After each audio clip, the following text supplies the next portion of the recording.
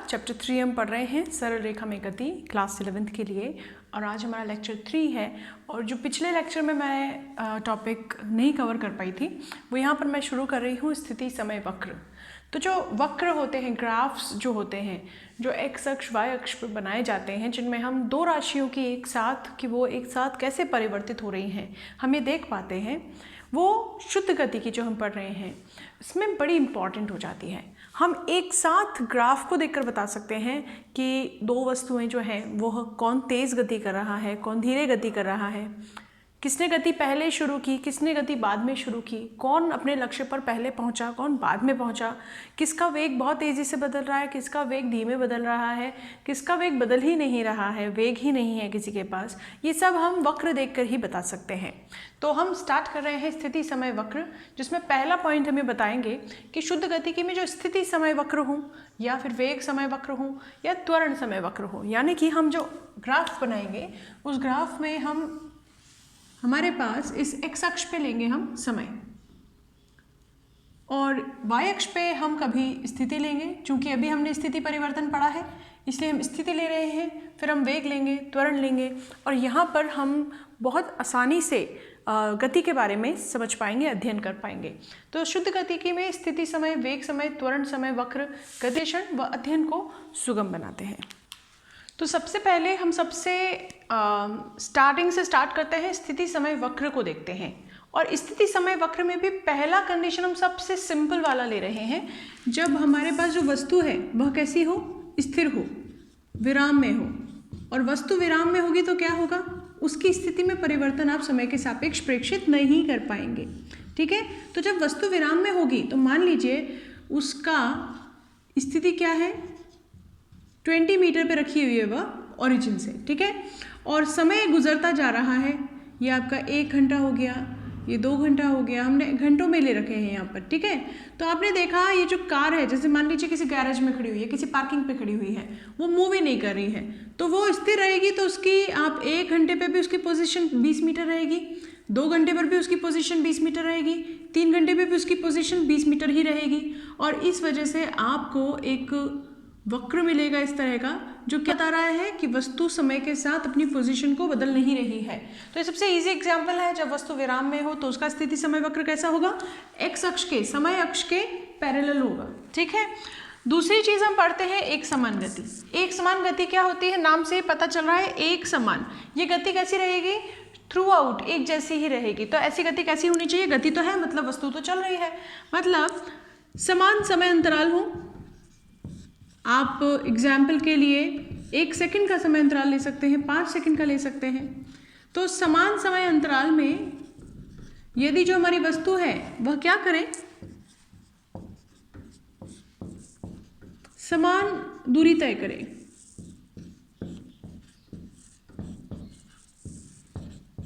तो ये क्या कहलाती है, यह गति एक समान गति कहलाती है। अगर हम इसको, ये हमारा ग्राफ हो गया, समय अक्ष है हमारे पास, स्थिति अक्ष है हमारे पास। हम यहाँ पर जो 1 सेकंड, 2 सेकंड, 3 सेकंड, 4, 5, 6, 7, 8, 9, ये हमारा सेकंड में है समय।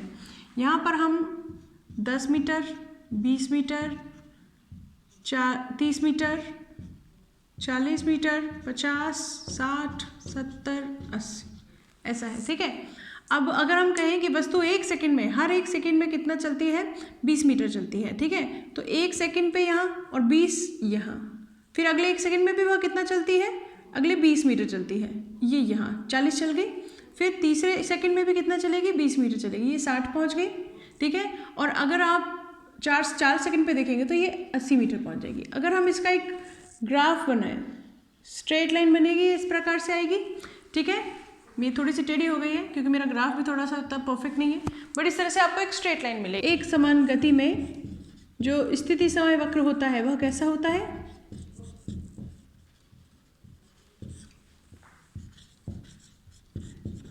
सरल रेखीय प्राप्त होता है।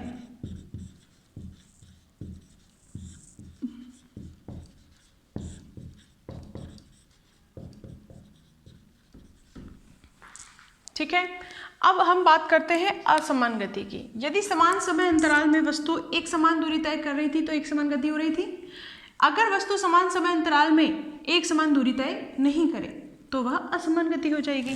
तो असमान गति के लिए हम कह सकते हैं समान समय अंतराल में यदि वस्तु असमान दूरी तय करती हो तो वह असमान गति कहलाती है। ठीक है, अब इसका वक्र कैसे बनाएं हम? असमान गति के लिए वक्र अगर हम प्रदर्शित करें तो देखिए, मान लीजिए कोई कार है और वो कार जैसे गैरेज में रखी हुई थी ना पहले वाले वक्र में, अब वो गैरेज से निकली, तो गैरेज से निकलेगी तो एकदम तो स्पीड उसकी 100 नहीं हो जाएगी।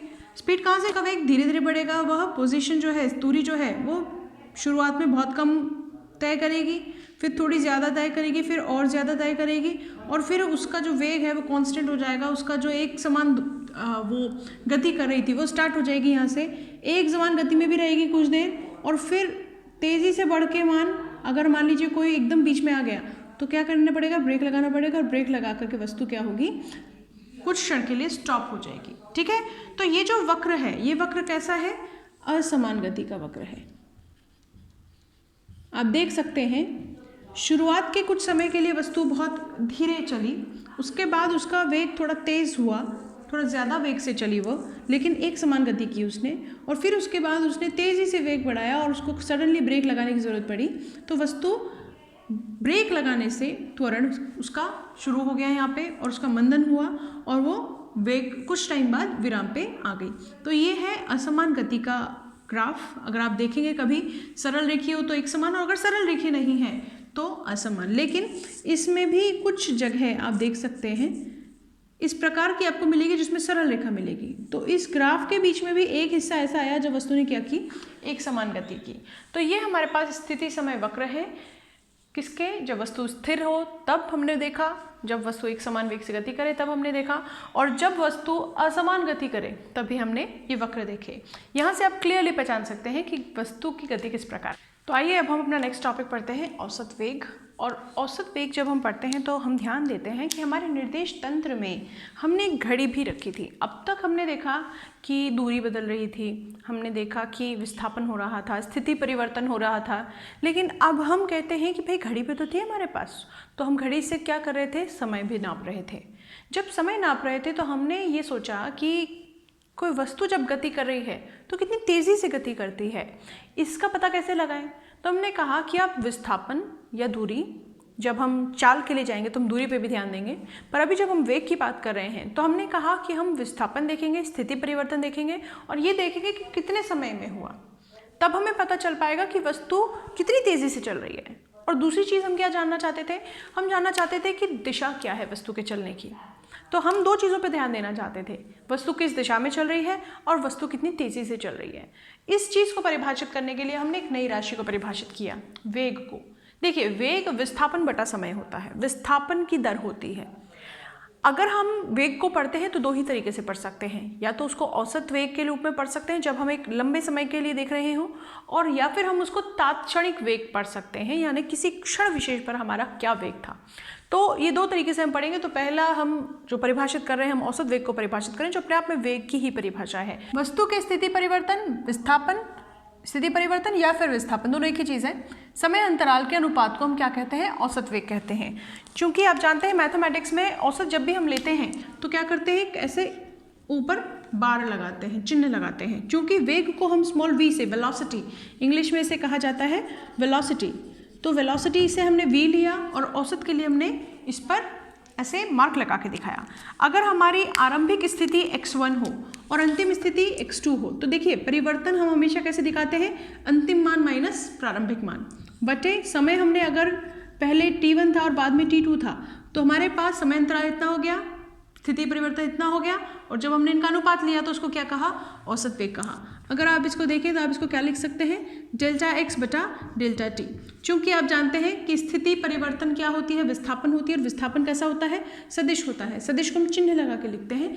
चूंकि यहाँ पर हम एक विमीय गति करवा रहे हैं तो x दिशा में ही हो सकती है, तो या तो x दिशा में आगे जा सकते हैं या पीछे जा सकते हैं। अगर x नहीं ले रहे हैं, y ले रहे हैं, तो y दिशा में भी या तो ऊपर जा सकते हैं या नीचे जा सकते हैं, बट आप एक ही सरल रेखा के अनुदिश रहेंगे। तो यहाँ पर हमें अलग से चिन्ह लगा के दिशाएं बताने की आवश्यकता नहीं है। हम यहाँ पर प्लस और माइनस से काम चला लेंगे। प्लस मतलब मूल बिंदु के राइट हैंड साइड में, माइनस साइन कब आएगा? जब आप मूल बिंदु के लेफ्ट साइड में होंगे, ठीक है, या फिर मूल बिंदु के ऊपर या फिर मूल बिंदु के नीचे होंगे। तो आपको अपने आप पता चल जाएगा कि दिशा कैसी है। तो यहाँ पर हमने देखा कि औसत वेग को हम v से बताएंगे, ये विस्थापन से जुड़ा हुआ है, इसीलिए कैसा होता है, सबसे पहली बात तो सदिश होता है। वेग कैसा होता है, सदिश राशि होती है। क्यों होती है सदिश राशि, क्योंकि खुद किस पर निर्भर करती है, एक ऐसी राशि पर निर्भर करती है, एक ऐसी राशि के रूप में परिभाषित की जाती है जो खुद कैसी है, जिसका दिशा बहुत महत्वपूर्ण है, वह दिशा से सीधे कनेक्टेड है। तो वेग भी दिशा से सीधे कनेक्टेड होता है। दूसरी चीज अगर आप देखें तो यहाँ पर अगर हम इकाई निकालें, विस्थापन किस में नापा जाता है, मीटर में, और समय सेकंड में। तो यहाँ पर आपको इसका ऐसा ही मात्रक क्या मिला, ऐसा ही मात्रक आपको मिला मीटर बटा सेकंड, ठीक है। अगर हम यहाँ पर विमा की बात करें, मैं v की विमा देखना चाहती हूँ तो कितनी आएगी, विस्थापन की विमा बटा समय की विमा। विस्थापन तो लंबाई होता है, l इसकी विमा होती है, हमने पिछले लेक्चर में पढ़ा था, समय की विमा t, और इस प्रकार से अगर आप इसको लिखें तो एल टी माइनस 1, ये इसकी विमा हो गई। तो इसका डायमेंशनल फॉर्मूला विमीय सूत्र कितना आता है, एल टी माइनस 1, ये इसका विमीय सूत्र है। देखिए औसत वेग का हमारे पास सूत्र है x2 माइनस x1 बटा t2 माइनस t1, जो कि डेल्टा x बटा डेल्टा t है। अगर हम एक अपना ग्राफ लें किसी मोशन का, किसी गति का, यहाँ पर हम देखें कि वस्तु शुरुआत में विराम पे थी, जैसे कार थी, और उसने धीरे धीरे अपना वेग बढ़ाया, धीरे धीरे उसने का बराबर समय में उसके अंतराल जो थे स्थिति परिवर्तन के वो बढ़े, और फिर वह एक इस प्रकार की अवस्था में आई जब उसका वेग कैसा हो गया, नियत हो गया। उसके बाद उसने रोकना पड़ा, जो भी हुआ। हम इन दो स्थितियों की बात करते हैं, ठीक है। हम बात करते हैं P1 और P2 स्थिति की। मान लीजिए इस P1 बिंदु पर अगर हम समय देखना चाहें, ये इसका समय अक्ष है, ये इसका स्थिति अक्ष है। P1 पे मान लीजिए 5 सेकेंड हुए थे, और P2 पे जब हमने देखा तो 7 सेकेंड समय हुआ था।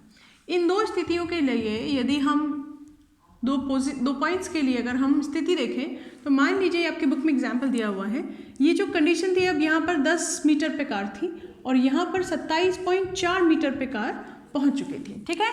तो यहाँ पर अगर हम इससे वेग बताना चाहें, औसत वेग, तो कितना होना चाहिए, चूँकि हम जानते हैं स्थिति परिवर्तन की और समय परिवर्तन की ये अनुपात होता है, तो x2 माइनस x1 कितना हुआ, 27.4 माइनस 10 मीटर, और समय कितना हुआ 7 सेकेंड माइनस 5 सेकेंड, कितना हो गया 17.4 बटे 2, दैट इज 8.7 मीटर बटा सेकेंड, ठीक है।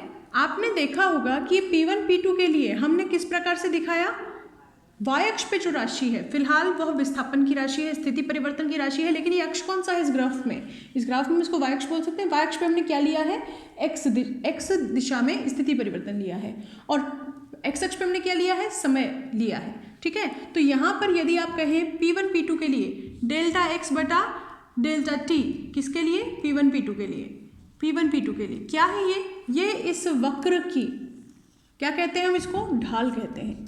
जब भी हम y अक्ष की राशि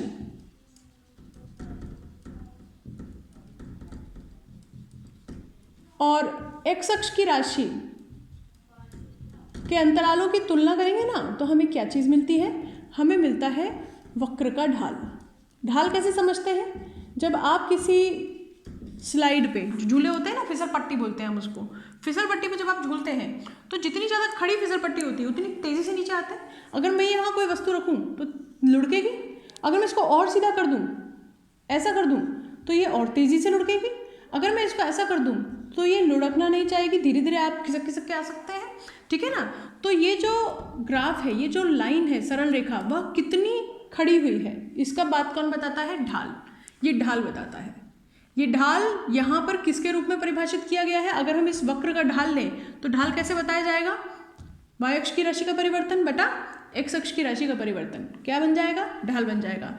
x अक्ष की राशि के परिवर्तन के साथ y अक्ष की राशि जितनी तेजी से परिवर्तित होगी, अगर कम परिवर्तित होगी तो ग्राफ थोड़ा आड़ा आएगा, और अगर ये तेजी से चेंज होगी, तेजी से इसका मान परिवर्तित हो रहा होगा, यहाँ पे 2 सेकंड गुजरे, इसने 100 मीटर कर लिया, उतना खड़ा हो जाएगा ग्राफ, ठीक है ना, उतना ज़्यादा ढाल हो जाएगा उसका।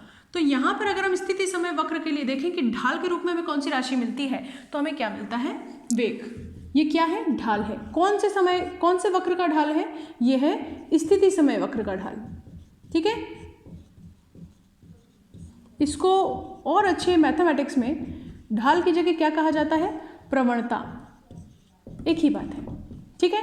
तो यहाँ पर अगर हम हमें कोई ग्राफ दिया जाए, 2 पॉइंट्स के हमें निर्देशांक दिए जाएं, तो हम क्या निकाल सकते हैं? वेग निकाल सकते हैं। सूत्र क्या रहेगा? यही रहेगा। यहाँ पे हमें क्या मिला? 8.7 मीटर प्रति सेकंड, यानी कि P1 से P2 तक जब एक समान गति कर रही थी वस्तु, बराबर समय में कैसी चल रही थी? बराबर स्थिति अंतराल ले रही थी। तब हमने देखा कि इसका वेग कैसा था? इसका वेग कांस्टेंट था, जो कितना था? 8.7 मीटर प्रति सेकंड था, ठीक है। तो इस प्रकार से हमने औसत वेग यहाँ पर स्थिति समय वक्र की ढाल के रूप में हम परिभाषित करते हैं। यहाँ पर एक चीज़ मैं और दिखाना चाहूँगी आपको। ये बताया मैंने आपको यहाँ पर कि अगर आपका वेग जो है वह सदिश राशि है, लेकिन हम फिलहाल उसके साथ अलग अलग दिशाएं नहीं लिखेंगे। एक विमीय गति है, इसलिए हम या तो प्लस या फिर माइनस कह के करेंगे कि प्लस अक्ष में जा रही है वस्तु या ऋण अक्ष की ओर जा रही है। तो ग्राफ कैसे प्रदर्शित करेंगे? देखिए, अगर हम प्लस x दिशा में गति हो रही है तो हम इस प्रकार से दिखाएंगे, ठीक है। अगर ये वस्तु जो है वह वापस लेफ्ट साइड में जा रही है तो हम इसका स्थिति समय वक्र इस प्रकार से दिखाएंगे। ये आपका t, ये आपका x, ये आपका t, ये आपका x। ये पॉजिटिव वेग के लिए है, पॉजिटिव वेग। ये नेगेटिव वेग के लिए है। अगर वस्तु नहीं चल रही है तो उसका स्थिति वक्र कैसा आएगा? ऐसा। पोजीशन समय के साथ चेंज नहीं होगी, ठीक है। तो यहाँ पर वेग कितना हो जाएगा? 0। ये किस कंडीशन में होगा? जब स्थिति परिवर्तन कैसा हो जाएगा? 0। स्थिति परिवर्तन 0 कब हो सकता है? हमने पिछली क्लास में एग्जाम्पल लिया था। आप एक वृत्त पे चल रहे हो, आपकी आरंभिक स्थिति से जाकर के आप लौट करके यहाँ आ जाए तो स्थिति परिवर्तन कितना हो गया? 0। जब स्थिति परिवर्तन 0 तो वेग जो कि स्थिति परिवर्तन के रूप में ही परिभाषित किया गया है कितना हो जाएगा? 0। अगर स्थिति परिवर्तन नेगेटिव तो वेग भी नेगेटिव, और अगर स्थिति परिवर्तन धनात्मक तो आपका वेग भी धनात्मक। किस प्रकार से औसत वेग के कुछ भी मान हो सकते हैं, जैसे विस्थापन के कुछ भी होते हैं, लेकिन औसत चाल जो कि दूरी के रूप में परिभाषित की है हमेशा धनात्मक होती है। किसी पथ पर चली गई दूरी और उसमें लिया गया समय का अनुपात औसत चाल होता है, ठीक है। अगर हम इसको परिभाषित करें तो क्या बोलेंगे? संपूर्ण पथ लंबाई और समय अंतराल जो भी इसमें लगा वह कितना होगा? वह औसत चाल होगा। औसत चाल की विशेषता होती है कि चूंकि यह दूरी पर निर्भर करती है। औसत चाल और औसत वेग बच्चे समझते हैं कि एक ही चीज है। अगर एक ही होती तो हम अलग अलग रूप से परिभाषित क्यों करते? जैसे आपने विस्थापन के लिए देखा था कि वह पॉजिटिव नेगेटिव 0 हो सकता है, तो वेग आपको क्या मिला? पॉजिटिव नेगेटिव 0 मिला। चूंकि आप औसत चाल को दूरी पर परिभाषित कर रहे हैं, इसीलिए औसत चाल हमेशा ध्यान रखिए कभी भी नेगेटिव नहीं होगी, कभी भी 0 नहीं होगी। गतिशील वस्तु के लिए हमेशा कैसी वैल्यू मिलेगी? धनात्मक मिलेगी। चूंकि यह दूरी के रूप में परिभाषित की गई है, इसकी इकाई मीटर और समय के लिए सेकंड, इसकी इकाई भी मीटर प्रति सेकंड ही होगी। इसकी विमा की अगर आप बात करेंगे तो विमा भी क्या होगा? LT-1 ही होगा। यानी आप कह सकते हैं कि औसत चाल और औसत वेग क्या है? भाई बहन है, लेकिन थोड़ा भाई बहनों में अंतर तो होता ही है। एक थोड़ा सा ज़्यादा शैतान हो सकता है, एक थोड़ा सीधा हो सकता है। तो औसत चाल जो है वह अदिश राशि है। यह कैसी राशि है? अदिश राशि है। कारण आप देख पा रहे हैं कि यह एक अदिश राशि के रूप में ही परिभाषित की गई है। औसत वेग सदिश राशि थी, वह विस्थापन के रूप में परिभाषित की गई थी। ये औसत चाल धनात्मक हो सकती है, नेगेटिव और 0 नहीं हो सकती है, जबकि वेग नेगेटिव, 0 और पॉजिटिव सभी तरह से हो सकता था। अगर आप कह रहे हैं कि ये औसत चाल और औसत वेग कब बराबर होंगे, तो औसत चाल और औसत वेग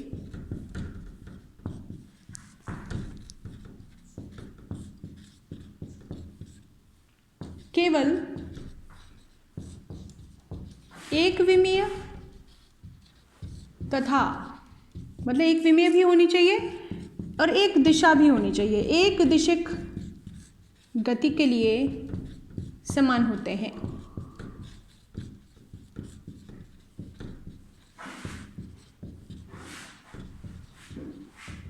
ठीक है। अगर आपने दिशा बदली, जैसे ही दिशा बदली वस्तु का औसत चाल बदल जाए। उम्मीद है आपको लेक्चर समझ में आया होगा। हम अगले लेक्चर में एग्जाम्पल्स लेंगे, हमारी बुक में दिए हुए कुछ ग्राफ वाले एग्जाम्पल्स और कोई पीछे अभ्यासार्थ जो प्रश्न दिए गए हैं चैप्टर में, हम उनको लेकर के लेक्चर 4 करेंगे। तो बने रहिए आप मेरे साथ। Thank you very much.